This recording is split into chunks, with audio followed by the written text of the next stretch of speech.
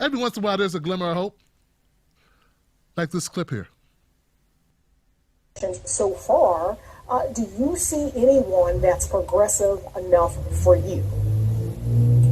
Well, first, let me say off the top, thank you so much for having me. When I hear names like Rahm Emanuel being floated as part of Biden's cabinet, considering the fact that he covered up the murder of Laquan McDonald in Chicago, considering the fact that he closed over 50 elementary schools and 30 mental health institutions, it's incredibly alarming and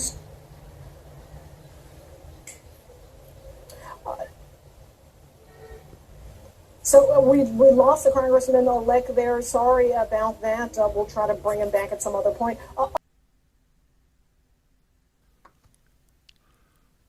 Yeah, sometimes we have reasons to have hope.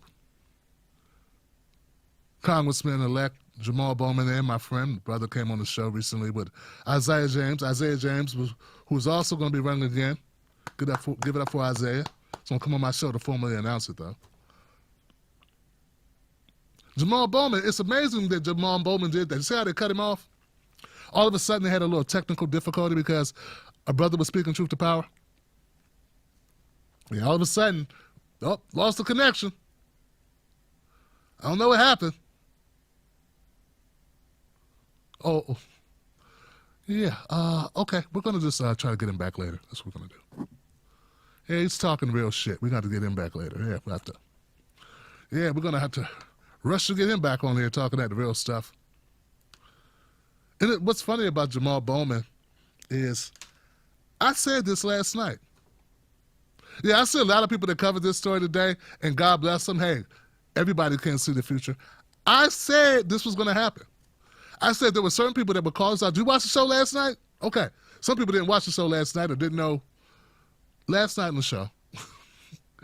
As late as I come on, never take it personal. Last night, I talked about this. I talked about Rahm Emanuel, Joe Biden, and how much it was a slap in the face. A day and a half ago, I sent out a tweet about it, saying it wasn't a slap in the face, it was a sucker punch. It was a sucker punch in the face, not a slap, Johnson. Close-fisted, all of it. Bam! That's what it was, followed by spit. That's what it was. So, and I said there were a few people that would challenge, who have been challenging Joe Biden and this possibility of Rahm Emanuel joining in his cabinet.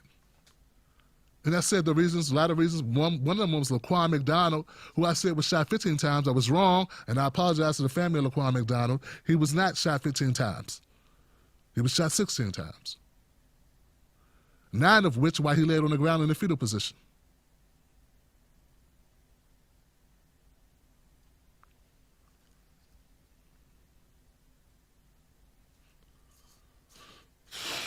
So, then I said there were people who were pushing back on it. One of those people was Jamaal Bowman. And Jamaal Bowman, he may watch the show. I don't want to assume I inspired him. But what I love is the consistency that this is the same. Anybody who saw Jamaal Bowman or talks to Jamaal Bowman would know this is how he really feels. Would know how he feels about certain.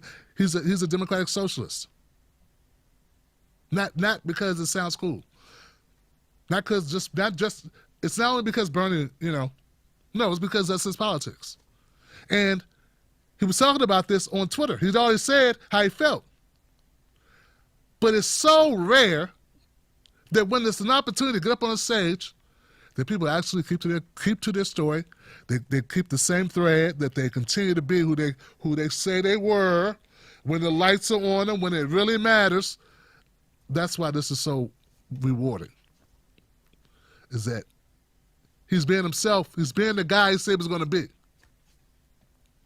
That's all. He's being the human being he said he was going to be, that he led you to believe he was. And let's hope that continues. But I just want to say thank you, Jamaal Bowman, for that. Thank you so much for that, because that lifts our spirits in the time of darkness, the time of Kamala Harris and Joe Biden. And I know I make it hard to be a friend of mine because I'm so cuttingly honest, so brutally honest, so unabashed, and so real with it. I know people get pissed off, man. It would rather for me to make jokes and make cartoon characters of people and stuff and build my following that way by roasting people. You know? That ain't what this show's about. This show is about getting power and waking people up and then making fun too. We got it all here, Johnson.